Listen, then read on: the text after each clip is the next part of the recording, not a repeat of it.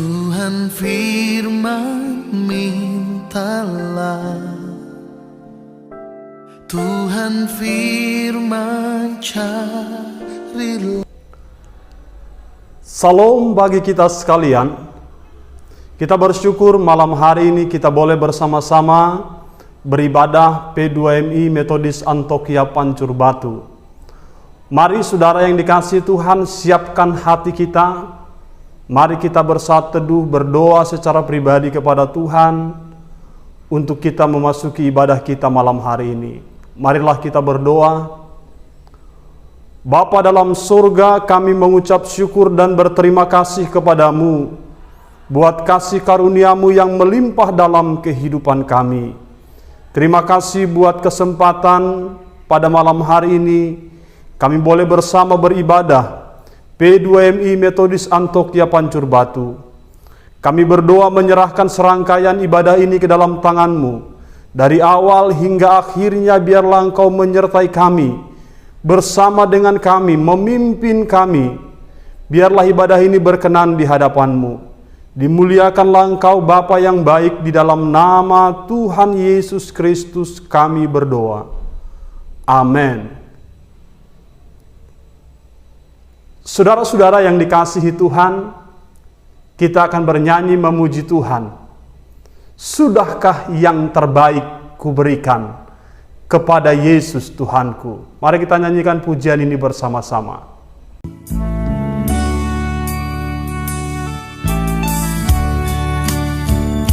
Sudahkah yang terbaik kuberikan kepada Yesus Tuhanku? Besar pengorbanannya di Kalvari, diharapnya terbaik dariku. Berapa yang terhilang telah ku cari, dan ku lepaskan yang terbelenggu. Sudahkah yang terbaik ku berikan kepada Yesus Tuhanku? Orang bilang dalam jurang, rupanya dindingnya terjal. Menyayangkan binasa memerlukan perintah kasih Allah yang kekal. Berapa yang terhilang telah ku cari, dan ku lepaskan yang terbelenggu. Sudahkah yang terbaik ku berikan kepada Yesus Tuhanku?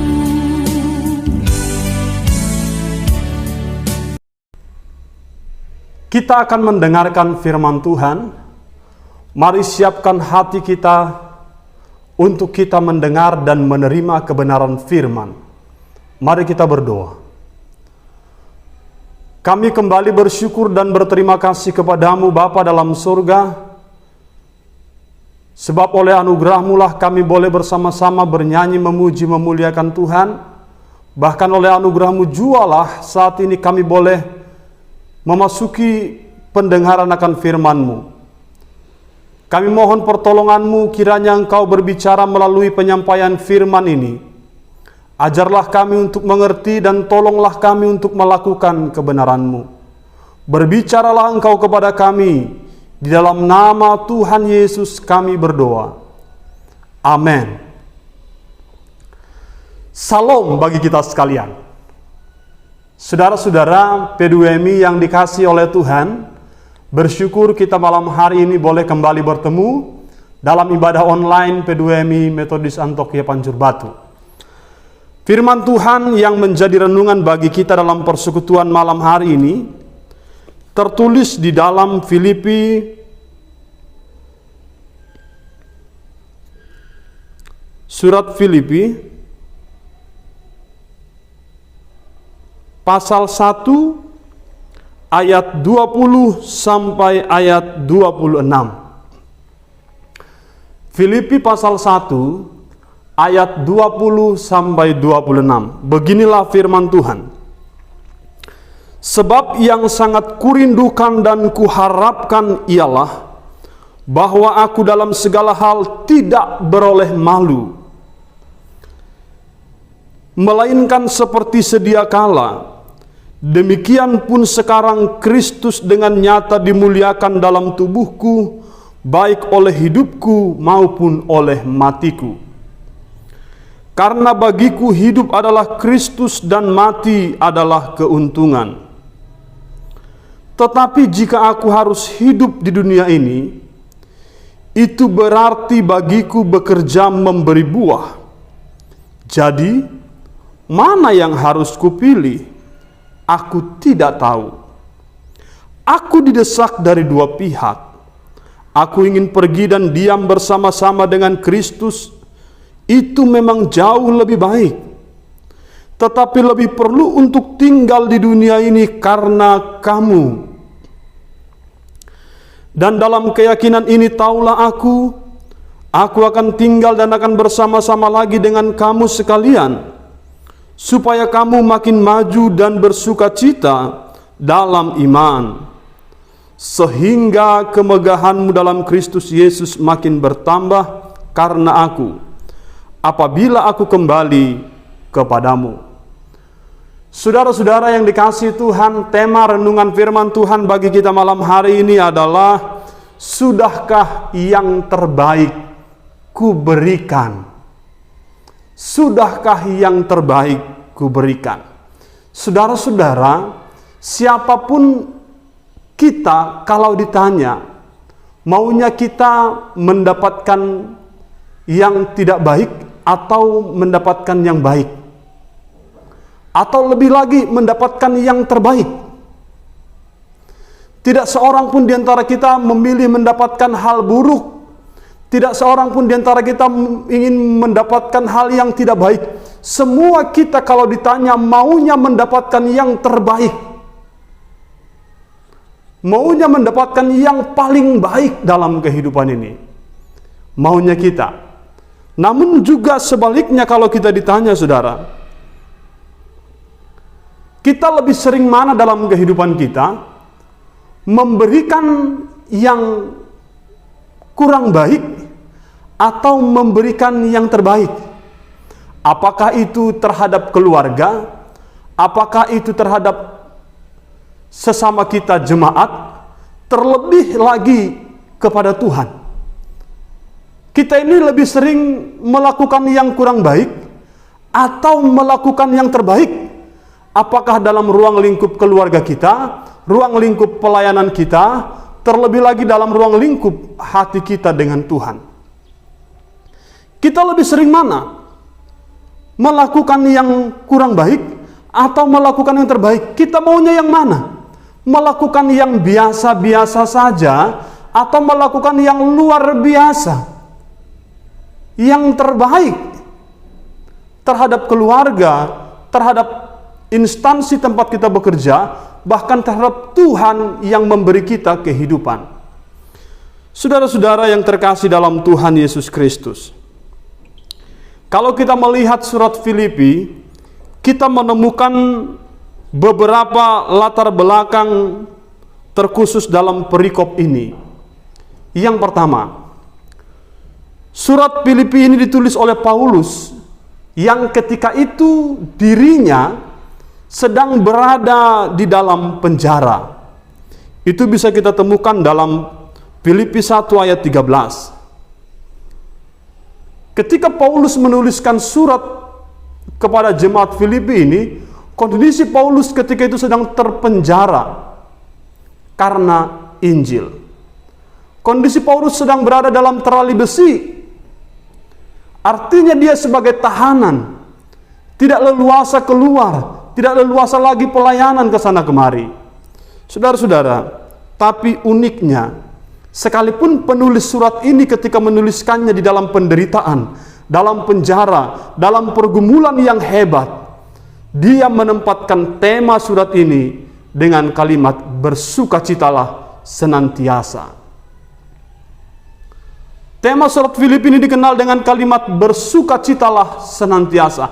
Padahal penulisnya sedang berada dalam penjara. Kondisi yang kedua, Paulus menuliskan surat ini untuk menguatkan jemaat Filipi yang sedang berada dalam pergumulan, penganiayaan, dan ragam-ragam penderitaan.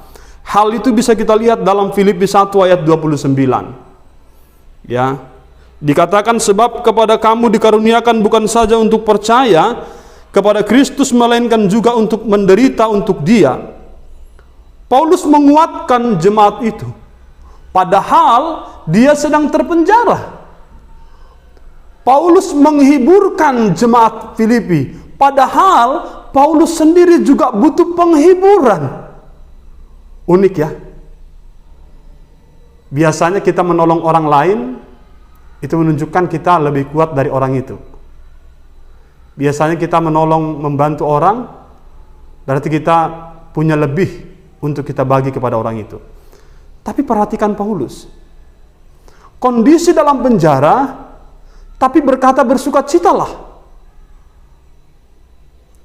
Kondisi dalam penderitaan, tapi berkata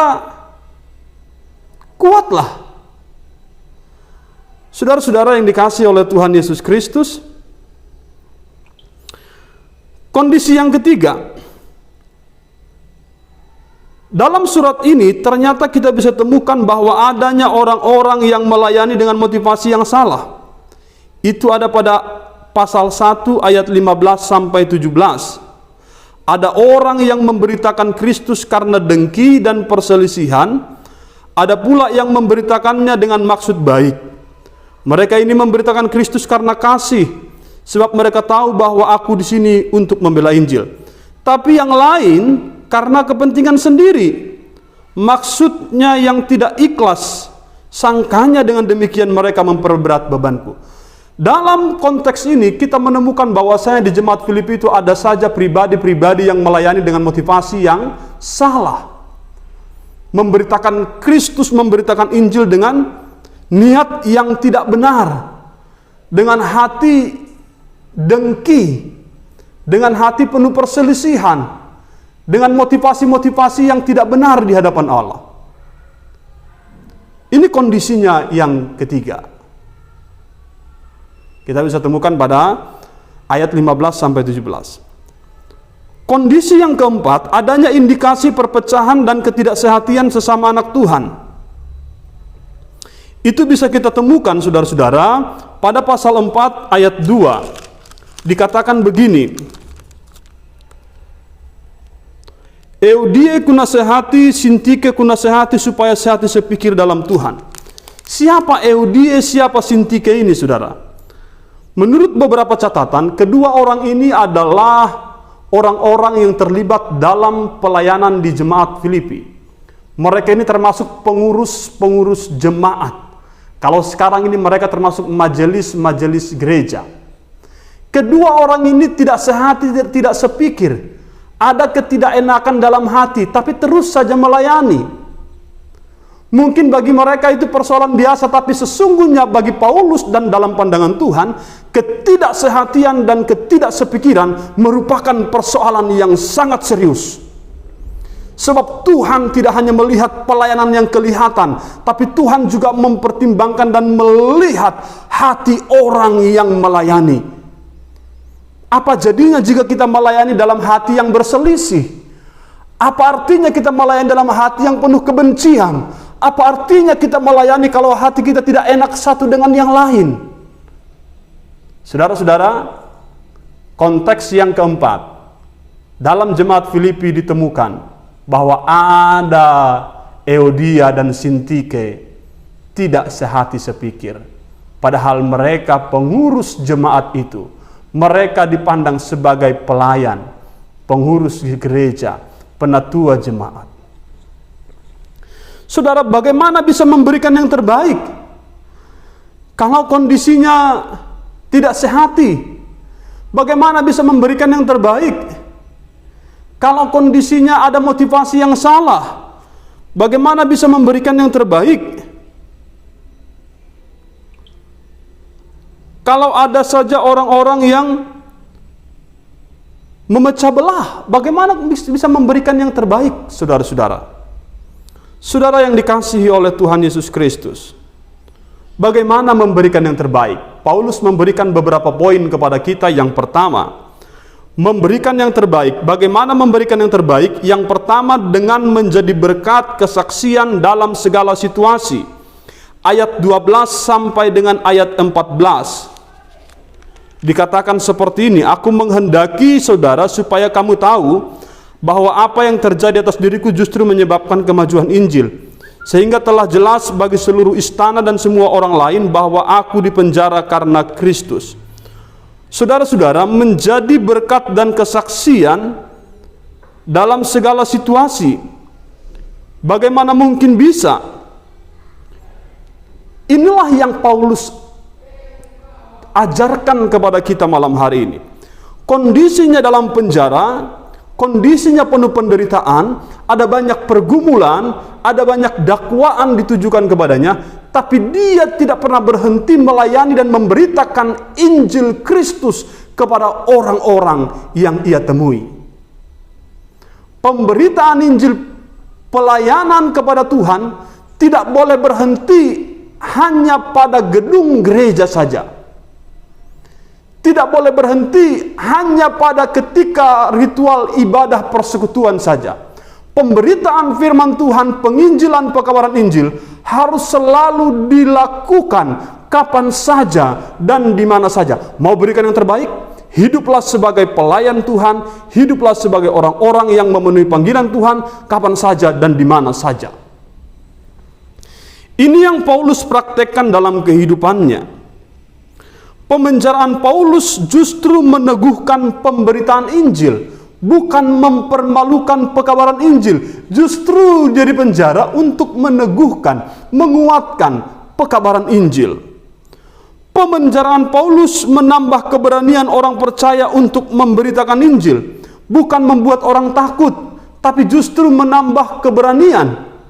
Kenapa orang jadi berani melihat Paulus di penjara? Kenapa orang bertambah berani memberitakan Injil padahal Paulus di penjara? Karena mereka melihat sekalipun dalam penjara, Paulus tetap bersuka cita. Sekalipun dalam penjara, Paulus tetap beritakan Injil. Sekalipun dalam penjara, Paulus tetap menguatkan orang lain. Paulus tetap menjadi berkat dan kesaksian kepada setiap orang yang ada di sekitarnya. Ini membuat orang menjadi berani. Paulus menebarkan aura-aura positif,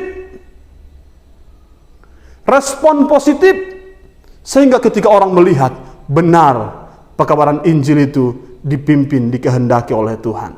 Terbukti sekalipun menderita, dia tidak menggerutu. Sekalipun menderita, dia tetap bersuka cita.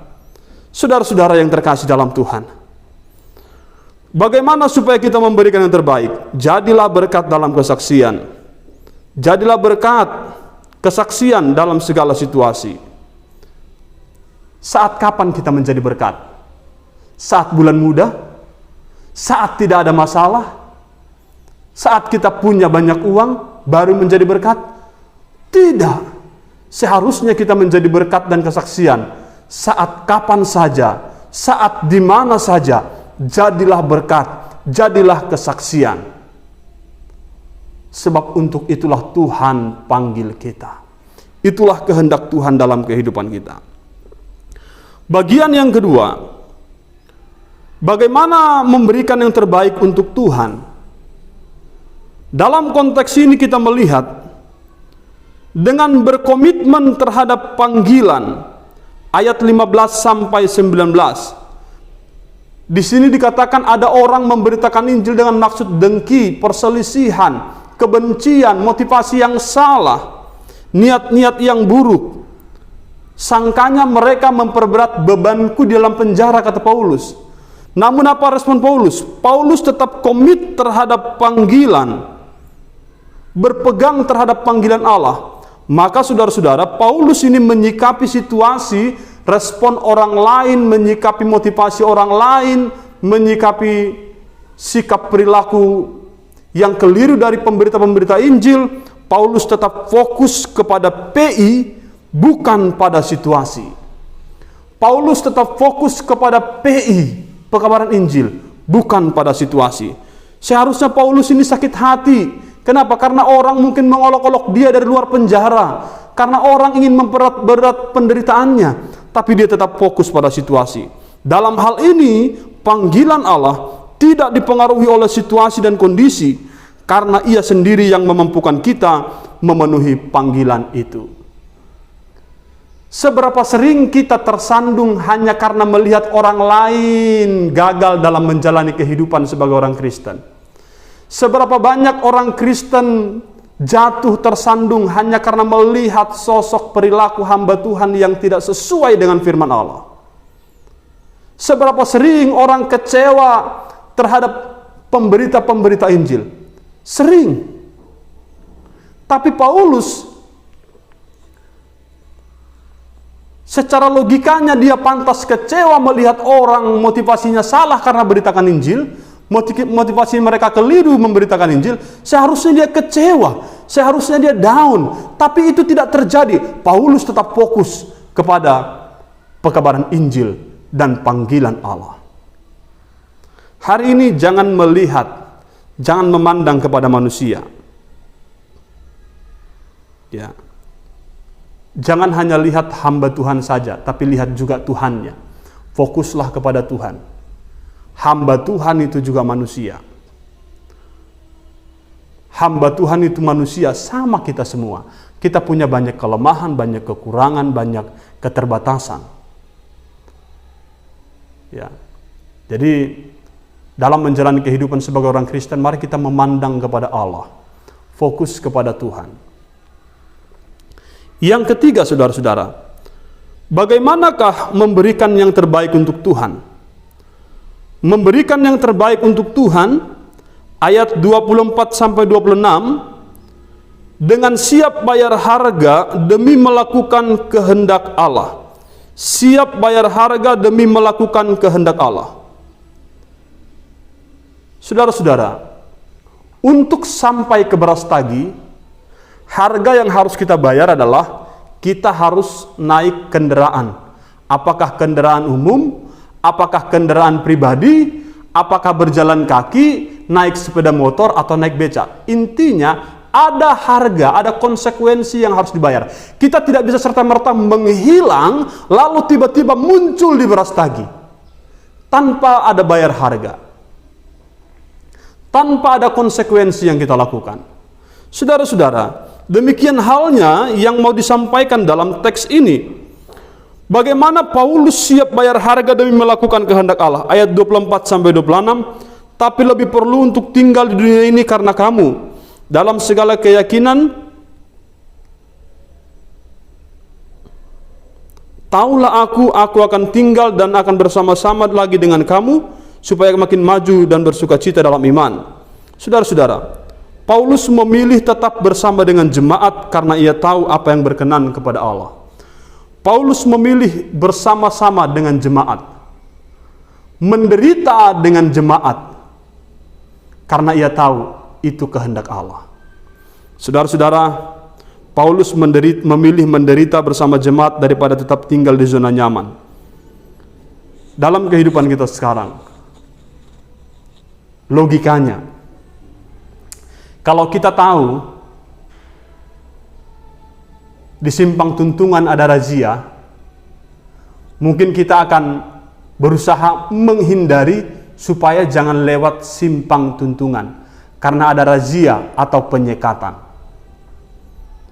Kalau kita tahu di simpang Selayang ada banjir yang hebat, kita akan berusaha menghindari karena banjir yang hebat bicara tentang pergumulan, penderitaan, persoalan.